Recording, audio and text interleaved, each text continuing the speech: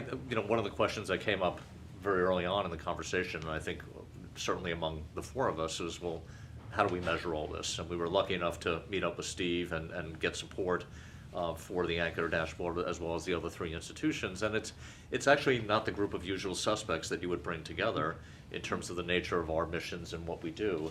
And yet it works very, very well. We've learned a great deal from one another, both in terms of the mission of these very different institutions as well as the very different cities in which we practice.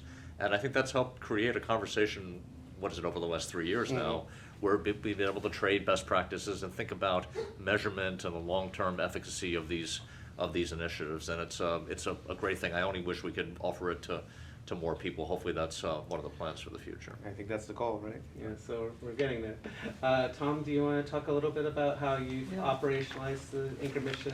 Yeah, I can amplify a bit what John said. First of all, a lot of the activities we do, which characterize our role as an anchor, are spread throughout the university. It's not like everything's focused at one point, and that's actually good.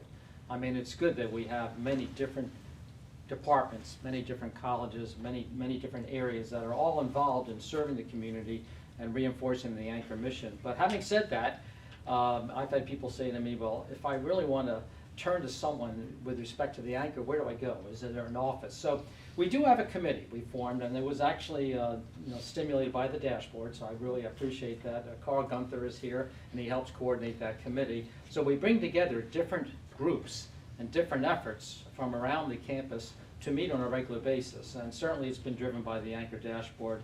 But besides that, that's something that brings attention to what we're doing with that regard.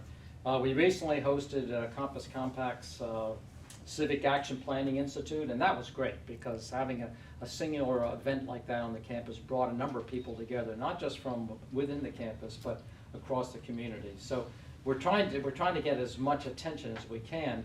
One thing, and maybe this comes under challenges, and maybe I'm jumping the gun on challenges, but while we have a number of people that are enthusiastic about the notion of the anchor, and certainly administrators like myself and a number of faculties by definition what they do, there are other groups that this doesn't really fit into their rubric or doesn't fit into the way they classify responsibilities. And maybe I'll wait till challenges come to talk about that. We love the anchor, but not everything is 100% rosy as we drive that mission. So.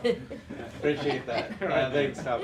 And Nancy, you can jump in there and talk a little bit more about. On the not 100% rosy. Well, everything went smoothly, right? No, you've been doing this work both yes. At Rutgers, Newark, and if you want to talk about. Yeah. Syracuse a little bit too, you could, so yeah. Yeah, no, I mean, I think we talked on our preparatory phone call about how to convey the challenges in this work, because I think that's really what we all have to do is roll up our sleeves and figure out both the sustainability of the work and the buy-in, if you will, and those things are interrelated.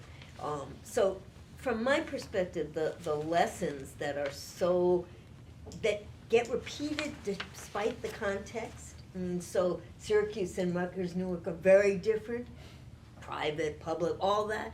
But the lessons, the challenges are actually very similar. So one challenge is that it's a very different way of, quote, doing business. So universities are used to things going to their bottom line, and we're used to being the experts, right? And you have to flip that on its head, and I think that's a major challenge for all of us. How to think about the fact that if you're doing, for example, in Newark, we have hugely deep and broad relationships with City Hall. Well, there are a lot of politics involved in that, right, to say the least. And so we've been talking on the anchor dashboard, for example, about how do you tell the story of impact. Well, I don't want to tell a story that just feeds into people thinking Newark has a lot of challenges, a lot of issues. I want to tell a story that has to do with the resilience, with the sense of opportunity and the prospects of that city. That's a big challenge if we're going to come down to some neat package of metrics, and from the very beginning, we've had lots of conversations about that.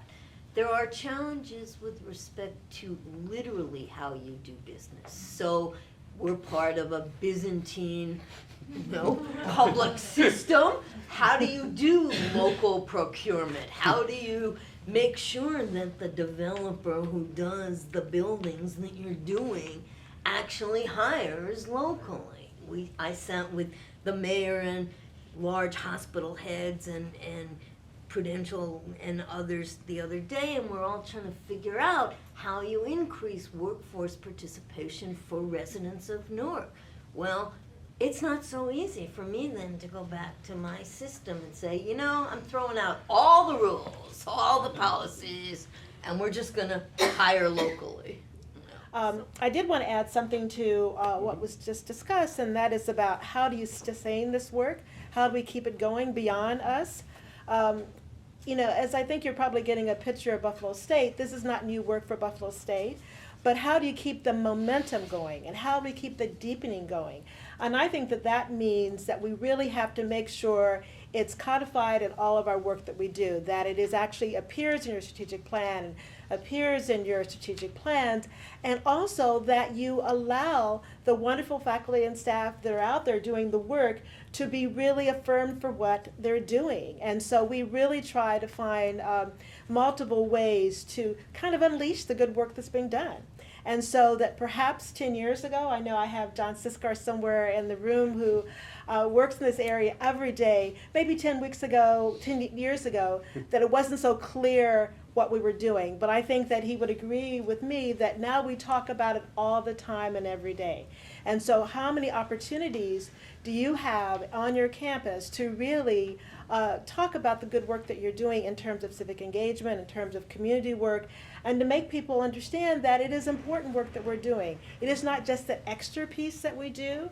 We do want it on our promotion and tenure documents, but we want it sort of as a part of our general discussion so that you don't feel like you're alone doing it, and that your institution doesn't feel it's important, and that your community doesn't feel that the work that you're doing is important. So I think that's very important in terms of sustaining the work.